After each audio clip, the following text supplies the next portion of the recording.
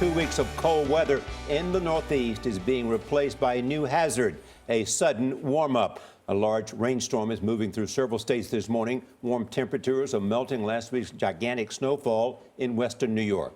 The wet snow threatens to bring down trees and cave in roofs. Meanwhile, icy slush is filling creeks around Buffalo. All that runoff threatens to create a flood disaster. Jericka Duncan is in one Buffalo neighborhood where people are preparing for trouble. Jericka, good morning. Good morning, Nora. You can see here a lot of the snow has melted, and now it is creating large puddles like the one that I'm standing in.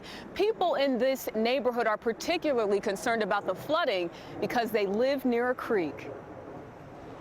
After a series of crippling snowstorms pounded the Buffalo area last week, Western New Yorkers still recovering from 7 feet of snow are now bracing for the second phase, the flooding.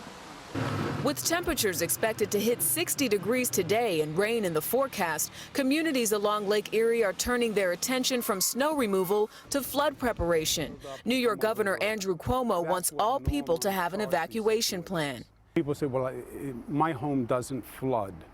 I know, but there's always a first time, and we're seeing first times all the time now. Pack a bag, have your important papers, and be ready to leave the house.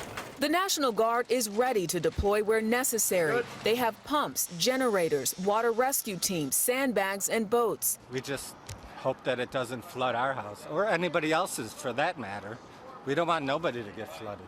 Despite the threat of rising waters, Buffalo's Mayor Byron Brown is encouraged by his city's response so far.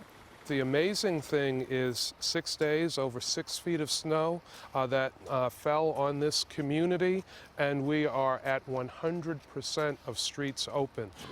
But Western New York isn't out of the woods just yet, with the threat of substantial flooding remaining front and center. We still have not recovered. We still see this as an emergency. So we are preparing for the worst and hoping for the best.